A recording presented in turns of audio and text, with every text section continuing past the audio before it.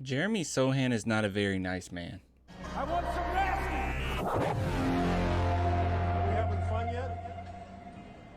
All right, so there's no secret. I absolutely love Jeremy Sochan, and I loved him before the Spurs even got him. And I'm loving what I'm seeing. We're going to talk about this because I think that this is a really important thing, important characteristic that he has. And yeah, when it's time for a championship run, it's going to come in handy. But hey, if you guys want to support the channel, clanthemerchfan.com. Listen, if there's nothing on the merch shop that you want, that's perfectly fine. All I ask is for you to just click the link in the description. Okay, that helps in and of itself. So yeah, just support in that way, and it means the world to me. All right, engagement is still important, so I appreciate the love nonetheless. All right, so let's go ahead and talk about this. So we'll start with what Mike Finger had to say. So this is actually against the Memphis Grizzlies, and this was at the end of the game. And I've said this before, and I don't think some people see it, but Jeremy Sochan, he is a ish talker, bro. Like he will mess with you. If you notice at any point in a game, like just pay attention. Even when he's not in the play, okay, just pay attention.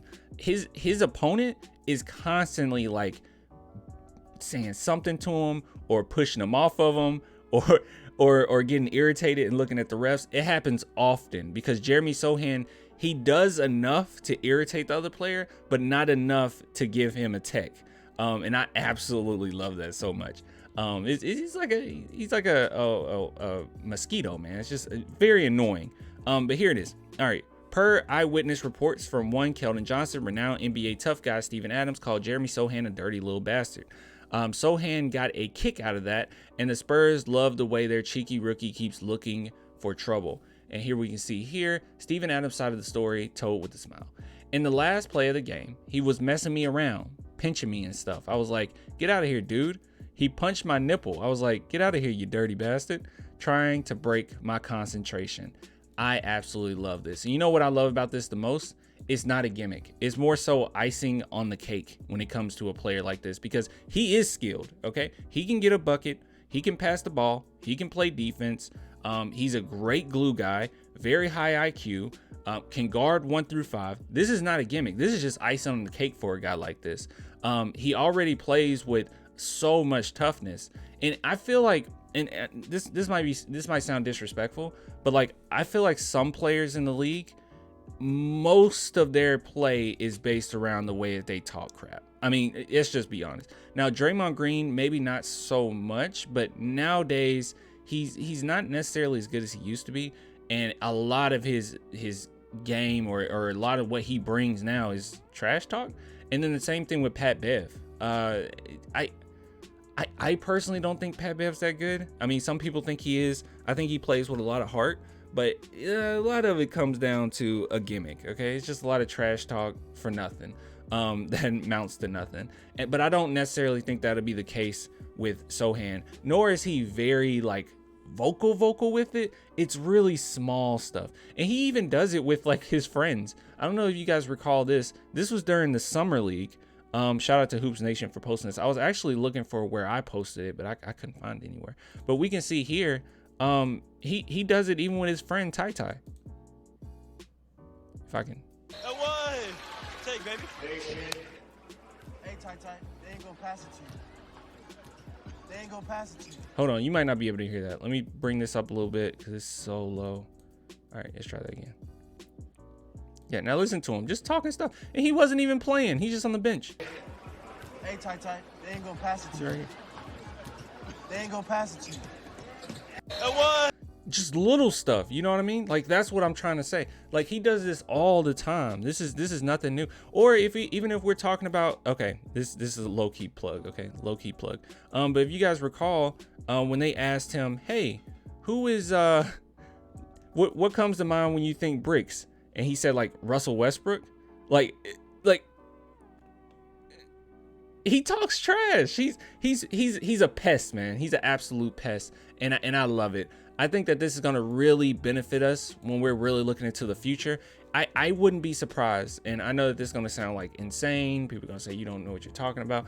I wouldn't be surprised if Jeremy Sochan ends up being, if the Spurs can get to where we think they can, if they can get their superstar, if they can get everything in set, I know we took a couple steps back this season, but if we can get that championship caliber team or that playoff caliber team, I wouldn't be surprised if he could kind of go down as a Spurs legend of sorts. I'm not saying Tim Duncan, David Robinson type legend, but like a guy that you're going to remember. Okay, you're going to remember some of those key moments in the playoffs, because he just has that type of mentality, man. Like, he doesn't seem like he breaks. He looks like a legitimate 9th overall pick.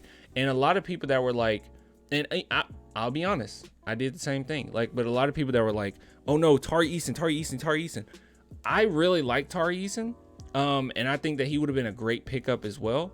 But I do think that the versatility that we're seeing from Sochan is just so much more than we could have asked for. I mean, we borderline, I mean, I'm not saying we do, but we borderline have the beautiful game back the way that they're trying to play.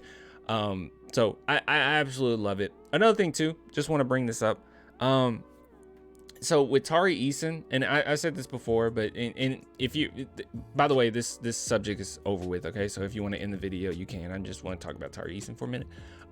In the draft, I really thought, okay, you take Tari Eason at 9th, because based on what a lot of other sites were saying, that they were thinking that Jeremy Sochan might fall a little bit, and I was like, oh, okay, we got plenty enough to trade up, maybe even with the Hornets, and grab both of those guys. So that's where my mindset was, but I was absolutely wrong there.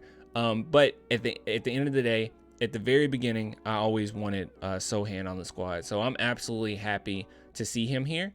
And dude, he is better than I even could have imagined. He's adjusted to the NBA so stupid quickly. So we'll keep seeing what we're seeing. We'll see what this manifests into.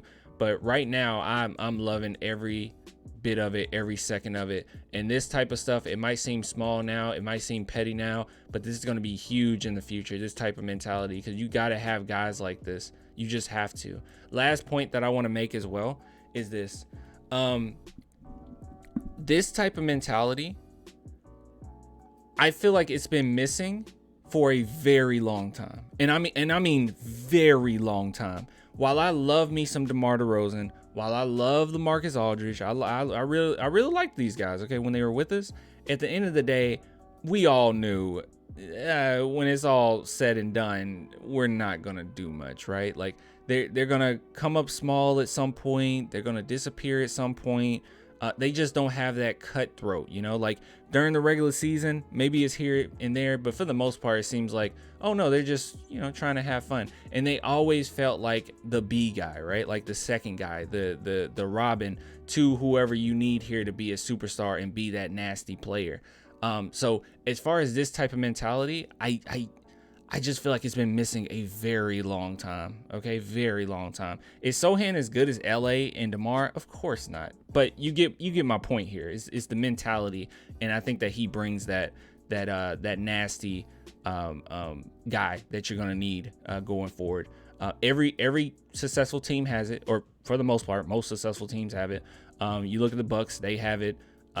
Warriors have it. Grizzlies have it. Yeah, it's almost essential. So I'm glad that we have it. But anyways, I'll give it to you guys later, man. You want to support the channel, only $2 per month, Patreon, YouTube members, or like I said, Clan the Merch Fan, man. Link in the description. I'll give it to you guys later. Until next time, bye.